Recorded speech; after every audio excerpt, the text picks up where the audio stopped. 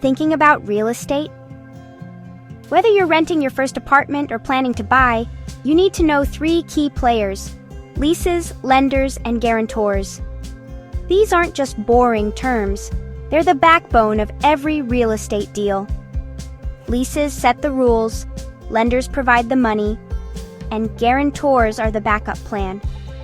Imagine you're a student with no job history, trying to rent an apartment. The landlord worries you might not pay rent. The lease is your contract. The landlord's lender wants proof the building is full of paying tenants. And if you're risky, a guarantor, like your parents, promises to pay if you can't.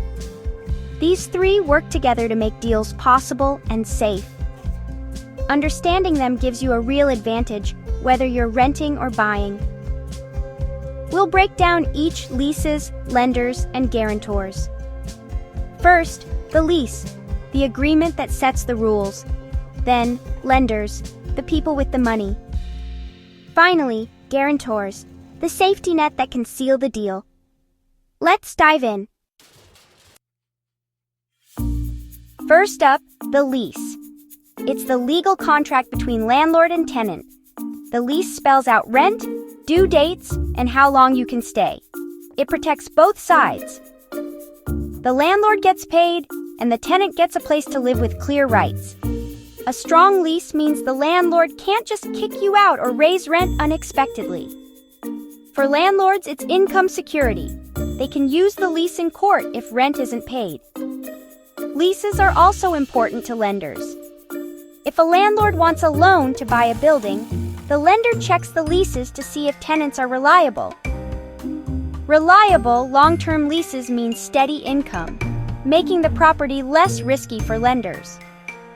That steady income is what pays back the loan.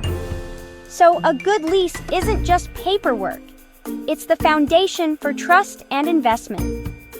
Whether you're a tenant or a landlord, understanding your lease is crucial. It's your rule book and your shield. Next, let's talk about lenders. Lenders are the financial engine of real estate. Most people don't have enough cash to buy property outright, so lenders, like banks, step in with loans called mortgages. In return, they charge interest, which is their profit. But lending is risky.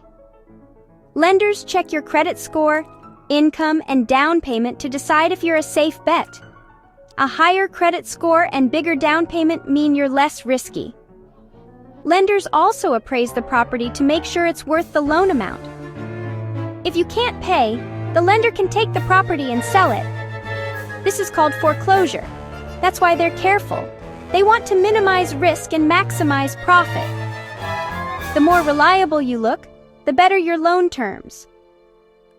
Lenders make real estate possible for most people, but they always protect themselves first. Understanding how lenders think helps you get approved and get better deals. But what if you're not a perfect candidate? That's where guarantors come in.